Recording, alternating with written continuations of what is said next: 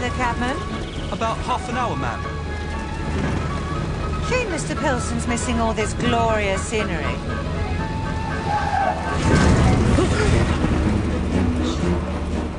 How tarsal! But I made it myself. Saw the pattern in the Dave's companion. David, dear, what a very brave colour. I almost mistook you for the pillowbox. Good morning, Irene. What a beautiful picture. All the skin figures in a row. Or are they sheep? Dunno. They all look the same with their clothes off.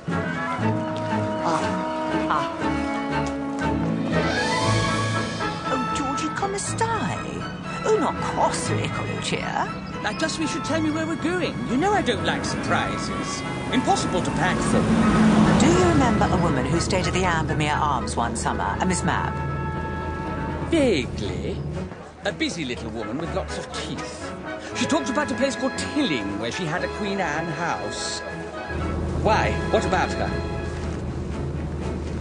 I need to escape Rhythm, Georgie, and her house will be my retreat. Sweet Evie, how do you do? We're playing bridge at the rectory this afternoon. I do hope you can pop in. I'm preparing rather a daring surprise for us all. Oh, you mean the red currant fool? I happen to notice you go directly from procuring overripe red currants and twisterments into Mr. Hopkins. And as I knew you couldn't possibly be putting fish on top of fruit, you'll probably find iced red currant fool. Such a clever way of using undamaged fruit. You are quite ingenious. Thank you. Sadly, I can't attend as I'm expecting some rather important guests of my own this afternoon, but do have fun. Au reservoir. Don't sulk, dear. I'll only be here for 2 months.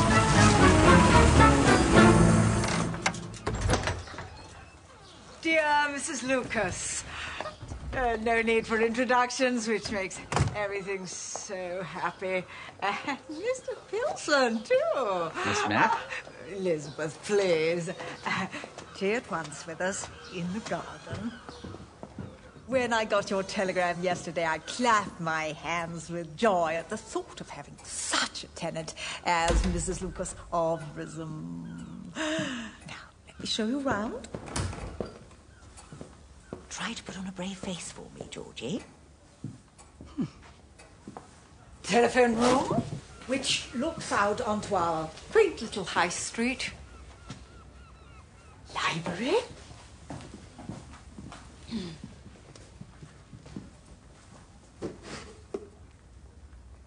Simulacra.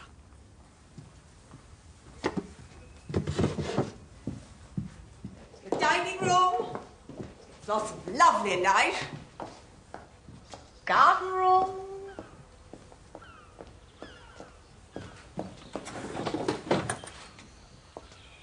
My sweet rainbow piggies. Hello, piggies. They'll have to go. Sorry? Oh, I love them so. The terms would include the use of the piano, Blumenfeld, as I'm sure you're aware. Antique. Roses, euphorbias in the bed over there. Rather a nice clematis. It's enchanting. I don't know how you can flit off to Tilling for the summer. Leave me in Rhythm with nothing but my croquet and my bibelots. It isn't fair. And if you'd like to follow me through here...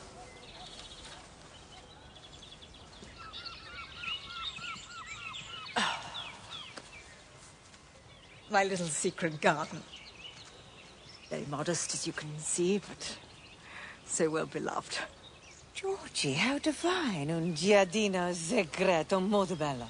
Ah, how lovely to be able to speak little scraps of Italian like that. Giardino segreto, wasn't it? I must remember that. My husband and I, well, my late husband and I used to often address each other using la bella lingua. Isn't that right, Georgie? Yes. Which is why I wanted to get away from Rhythm for a short while. Such painful memories. Oh, well, I'm so sorry to hear that. Oh, your husband, I mean, not the Italian. It must have been a very trying few days. Weeks. A year, Miss Mapp. A year of uncompromising mourning. A whole year? Gosh. Old spinster like me can barely guess at the depths of such passion.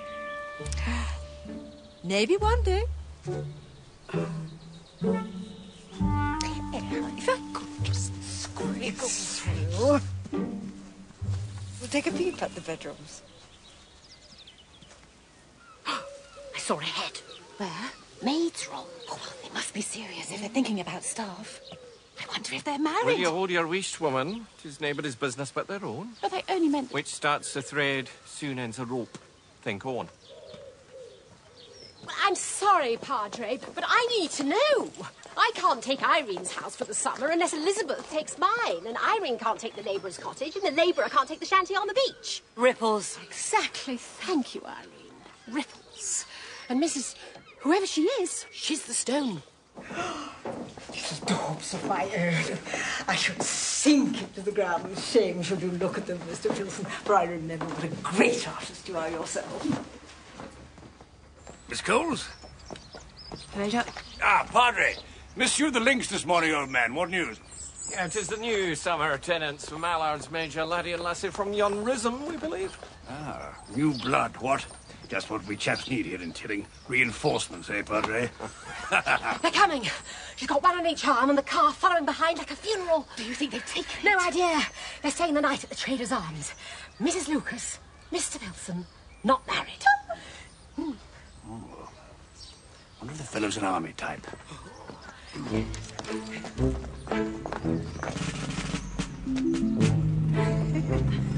Wouldn't get your hopes up, Major. Is that a boy or a girl? It's so difficult to tell. Quaint Irene Coles, the disgrace of Tilling.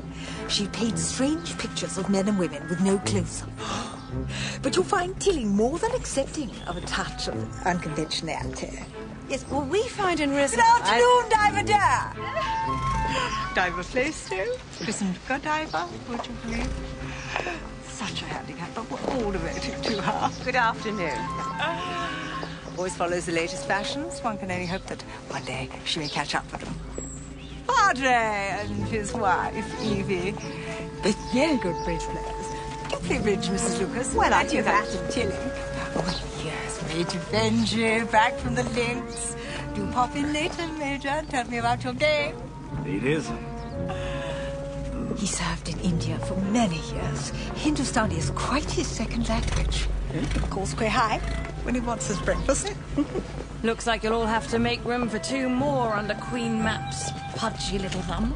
Is that a cape he was wearing? Black dress. A widow's weed. How thrilling. Damn popping day, if you ask me. I wonder if they're moving in together.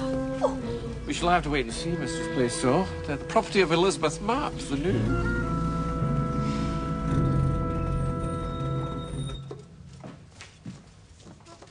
Good afternoon, sir. How can I help you? Yes, I believe you have rooms reserved for Mr. Pilson and Mrs. Lucas. That's right. One double room for tonight. Is that correct, sir? Double room? Yes, sir. A nice big queen-size bed. Anything wrong, sir? I think there's been a misunderstanding. Una bella vista. Indeed. And what a view.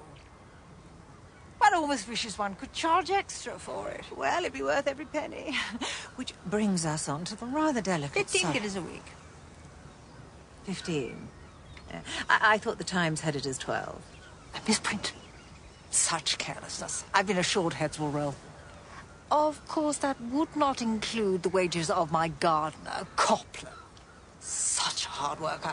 Or any garden produce. Flowers for the house by all means, but no fruit or vegetables. How kind. Well, if those are the terms, then I'm satisfied. Excellent. And where, may I ask, will you be spending the summer yourself, Miss Mapp? Italy, perhaps, or France? Oh, goodness me, no. No, I should be staying here in Tilling. I see. I have agreed to take Diver's house, Wasters, for the summer. A charming little cottage, though rather gloomy. Then Diver will take Irene's, and Irene makes her own arrangements. No true Tillingite is ever really happy away from her own town, Mrs. Lucas. And this way, we all get the benefit of a change of scene without going to a lot of unnecessary expense. And you all make a little bit of profit on the side.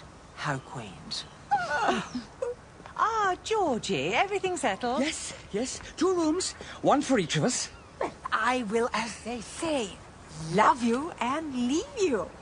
Good afternoon, Mrs. Lucas. Mr. Pilson. Or, as we say here in Tilling, a reservoir. She's stolen her reservoir. She heard it in Rissam and smuggled it into Tilling. I fear that's not all she's stolen, Georgie. Come, let us unpack and take supper. We have much to discuss.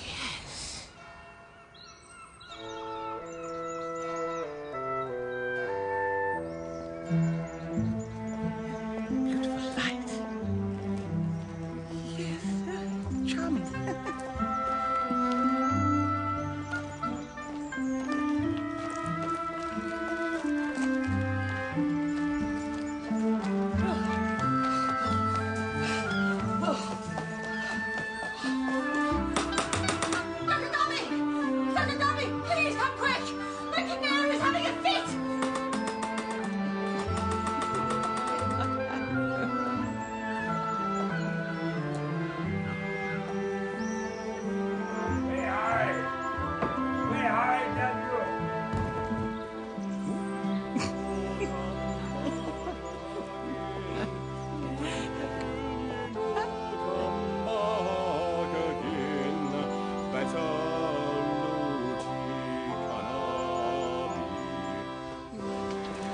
Oh, it's entrancing.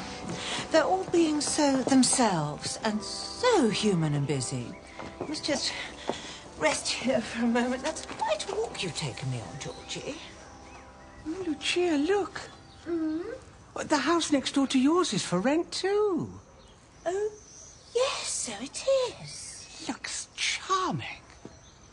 I'd be tempted to take it if I could get it for the months when you're here. Oh, what a delicious idea. Are you really thinking of it? Why not? Rissam would be as dull as ditch water without you there. Oh, heaven for me to have a friend here instead of being planted amongst strangers. I must pay a visit to the estate agent first thing in the morning. Remember the name, Georgie, Woolgar and Pipstow. Woolgar and Pipstow. How exciting! Woolgar and Pipstow. I hope it isn't taken. Oh, I hope not. Pipstow. Oh, what a summer we can have together, Georgie. Oh, yes. Muggles and Pigstick, was it? No. Woolworth and Poppet?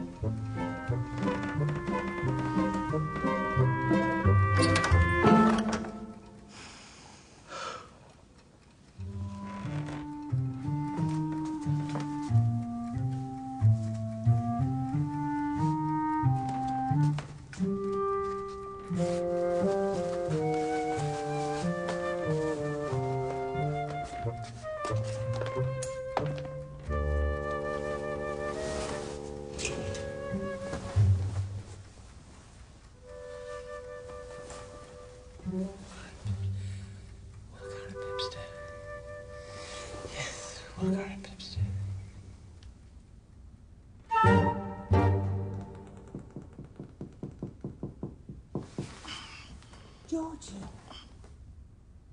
Georgie, it's me. May I come in?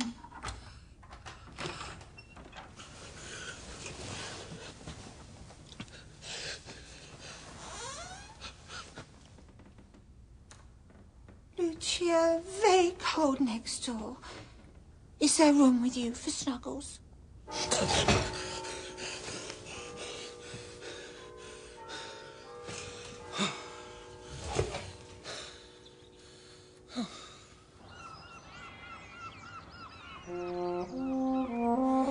Good morning, Georgie.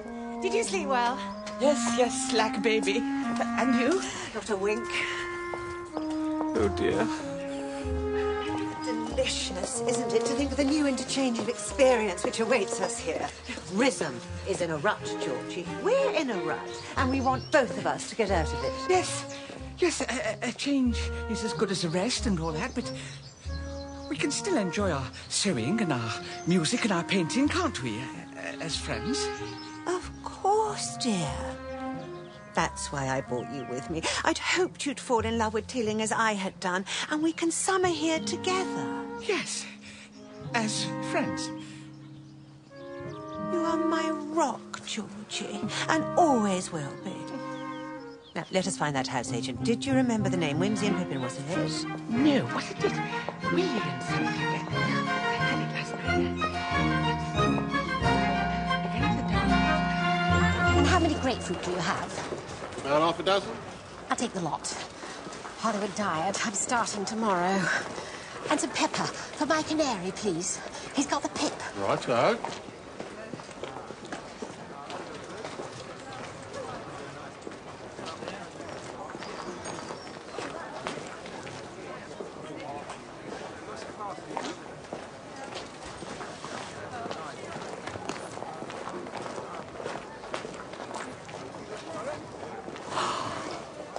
Street. That's the dentist's. Maybe she's got toothache. Else they're paying their respects to Mr. and Mrs. Wise.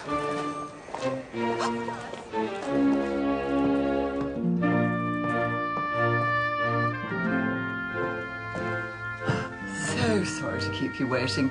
Piggy thought that I was in the garden, but I was in my boudoir all the time. Susan Wise. Charmed. Do sit down.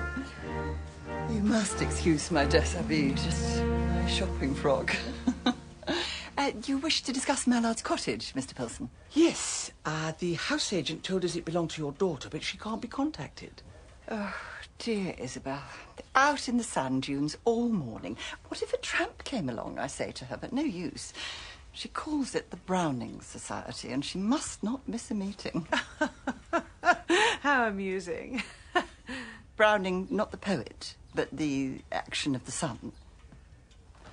Oh, and here's Mr. Wise. Algernon, Mrs. Lucas, and Mr. Pilson. Mr. Pilson wishes to take Mallard's cottage. From your beautiful Rhythm, I understand? News travels fast. And we're all encouraging ourselves to hope that the charm of our picturesque little Tilling might, for 2 months at least, give Susan and myself the inestimable pleasure of being your neighbours. Oh, but the pleasure's all mine, Mr. Wise. Yes, well, we have to leave soon, so I was rather hoping... Yes, Algernon, tell Figgis to bring the Royce to the door. The street is steep, Mrs. Lucas, and the cobble's most unpleasant to walk on. Oh, so like the servants to leave this lying about. Oh, an order of some sort. Member of the British Empire, graciously bestowed upon myself for services to the Tilling Hospital. The servants are under strict instructions to keep the box closed, but they seem proud of it and like to show it off. Congratulations. Oh, not worth mentioning. Oh, that'll be the Royce. A warm morning, is it not? I don't think I shall need my furs. Drive on, Gashley.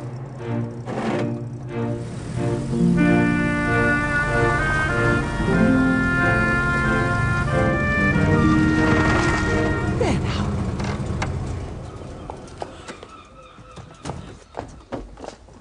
Dear Mrs. Lucas, I just popped across to see if you would not take an early lunch with me before returning to your lovely rhythm. Oh, so kind. But Mrs. Wise has just asked us to lunch with her.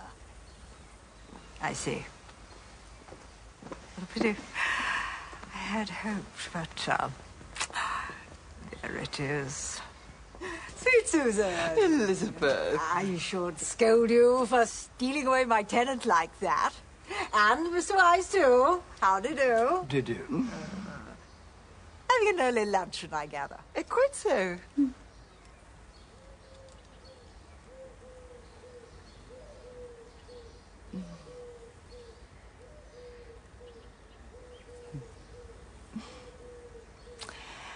Well, I should just toddle on and fill my basket with provisions for one. Have a safe journey back to Wisdom, Mrs. Lucas, Mr. Pilson, and as we say here in Tilling, au reservoir.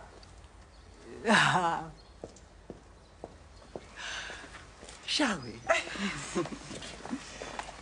Extraordinary, her face, when I said we were dining with Mrs. Wise. Like she wanted to bite or scratch her. As if Mrs. Wise had pocketed something of hers. I think she means to run me, Georgie. I believe Tilling is seething with intrigue, but we shall see. We shall see. Poor Susan. Ever since she married Mr. Wise, she's become quite the snob. The fur coat. The extravagant fundraising. I think there's quite an air of desperation about her. Wouldn't you agree? Not in my business, I'm sure, Miss Elizabeth. But the ladies of Tilling do have a pretty sharp eye for each other's failings, that's for sure. Funny little fairies. No offense. I must be sure to offer Mrs. Lucas my protection against the undesirable elements of Tilling society. It would be such a tragedy if she were to form a misleading impression of our happy little community. I wonder, Major, might I offer you a whiskey and soda? I shan't be shocked. Oh, well, deuced warm day. What? Why not? Capital. Yes, I'm not sure our dear friends realise that poor Mrs. Lucas is still in mourning for her late husband. She made it quite clear to me that on her return she did not wish to be called upon or invited to luncheons hither and thither. Of course, I didn't say anything because there is nothing that Tilling detests more than any hint of, shall we say, superiority.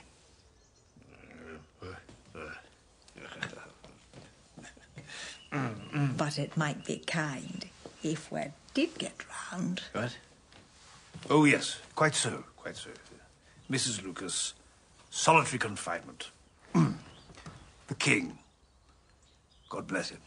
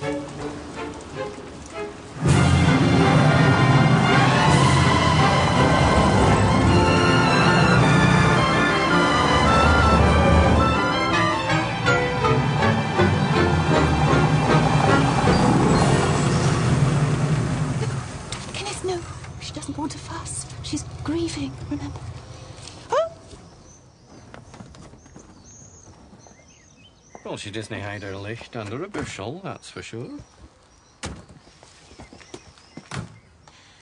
Everything all right, Georgie? Yes, yes. I just want to make sure Foljam's happy. Well, why wouldn't she be? The maid's room is very spacious. Foljam's more than a maid, Lucia. You know that. That's like saying your Royal Dalton's just a plate. It is a plate. You know what I mean. Well, Foljam? Very nice, sir. It'll do? It'll more than do, sir. I think we shall have a very pleasant summer here. Very pleasant indeed.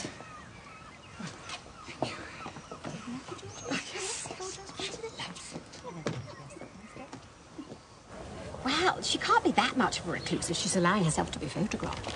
An Elizabethan fete, verily, that's quite an undertaking. She was good Queen Bess, apparently, and the Pilsen chap was Drake, if you could imagine such a thing.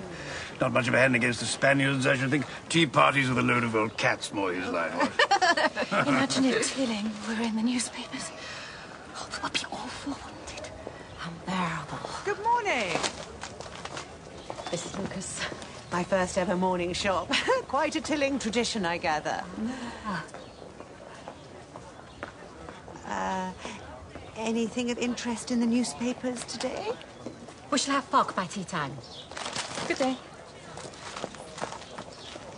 Well, I see you have another fine day for your golf.